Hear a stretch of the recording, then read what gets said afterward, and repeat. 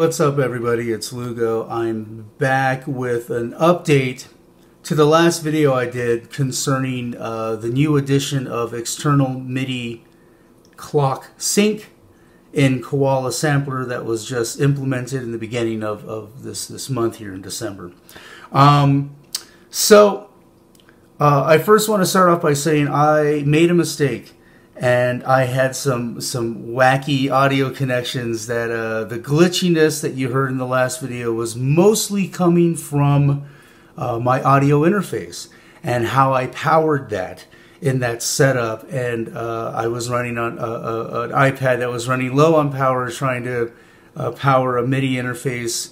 Anyways, it turned into a mess, and you heard the glitchiness. However, there is still some timing issues, but they're definitely not as severe in this scenario here. And I'll show you what this scenario is. First, we're going to start with the hardware connections. I have the camera connection kit going into a USB to DIN MIDI cable, right? I think this is from EMU. And you know, there's roll-in ones, there's all sorts of these USB to DIN MIDI cables, right, available. So yeah, I have the input from this going to the output of the MPC 1000. The MPC 1000 is sending clock to the input of this USB to DIN MIDI cable, and that input is going to Koala sampler. And in the settings, if we go to the hamburger menu here, we go to settings and we go to MIDI, there is this line right here, external MIDI clock sync. We're going to go yes, click that on. One thing that you are going to run into when you first try this is that Koala is going to stop you when you try to click this on, and it's going to tell you you can either have Ableton Link or external MIDI clock sync. All right, so how you do that is you go to how you turn off the Ableton Link is you go to your hamburger menu, then you go down here to Ableton Link, hit that should take you to your iOS settings in which you can disable Ableton Link in Koala, right? So that's on the Koala end. Let's go over here to the MPC end, and we're going to go to sync MIDI.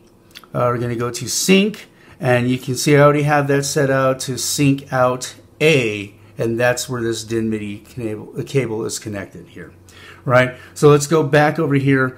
I want to show you that I'm just doing bass drums here. I'm not doing any complicated patterns or any time stretch stuff, but I just want to show you that that all of my bass drums are on all of the, if we go back, you know, 1, 2, 3, 4, so it's going to sound like boom, boom, boom, boom. I have the same thing over here in Koala, right? So when I press play now,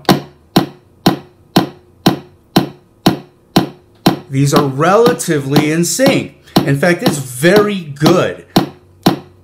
You can see they kind of go off time, so there's a little bit of a flam, brap, brap, every once in a while. But Koala is doing very well in this.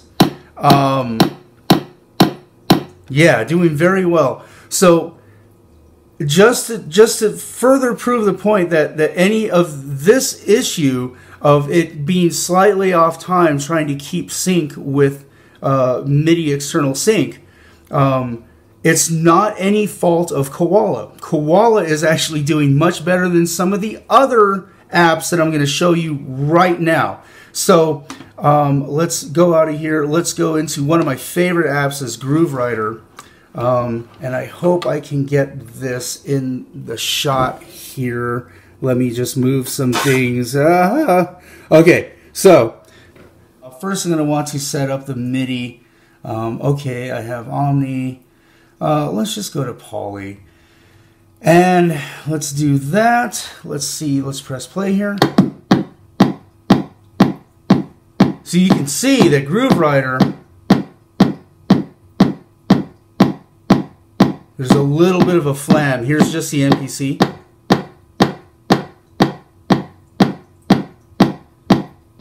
Here's Groove Rider. So a little bit of a flam. So Koala was doing a little bit better than Groove Rider here, which is strange because Groove Rider can do it all right? So now let's go to Zen Beats as the other. Oh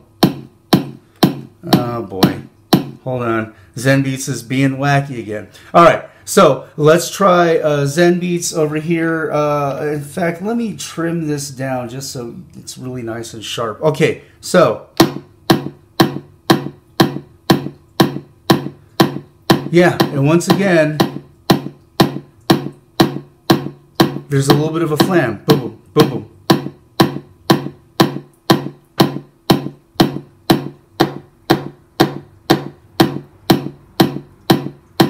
But Zen Beats is doing pretty good. But yeah, right? I mean, this is kind of great, you know, for Koala. Koala is definitely holding up over here. Here, let me get that in that view.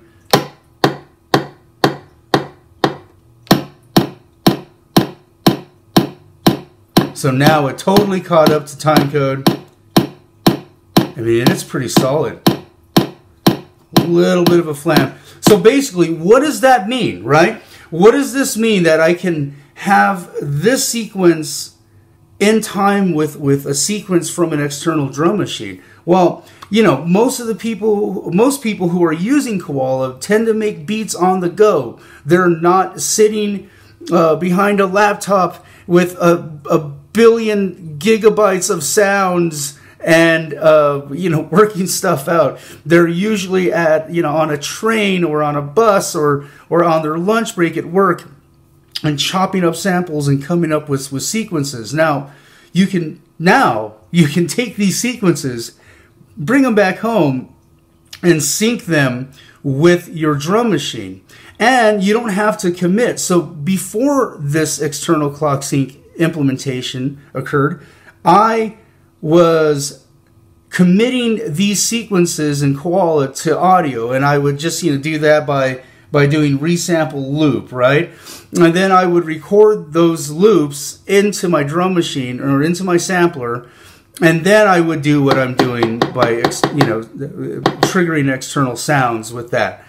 Now I don't have to do that. I don't have to commit. I can still keep things open enough for me to make changes in Koala before I finally commit to something. Or I can just come up with cool patterns, you know? So I can... That's the coolest pattern I've ever done. But anyways, you know, I can add to my patterns here and create patterns along with these sequences, which is really helpful. This is really helpful.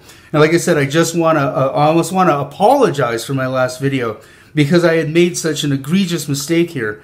You know, sometimes that happens when you do these videos. I really thought that there was some sort of implementation going on with Koala, but any of the glitches that you heard or the Koala slipping from the clock is not uncommon with any other app that you'll have on your iOS device.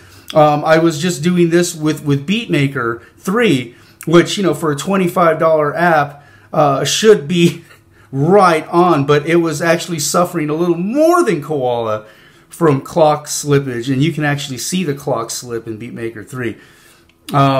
So yeah, I hope that this clears things up. I'm sorry, Elf Audio and Merrick. Your external MIDI clock sync implementation is working very well. You know, in future updates or future videos, I'm going to be using some other sequencers, most notably, you know, maybe my Ensoniq EPS or you know, my Boss DR5, you know, stuff from different eras, you know, different decades completely. So hope this helps. Keep making beats. Peace.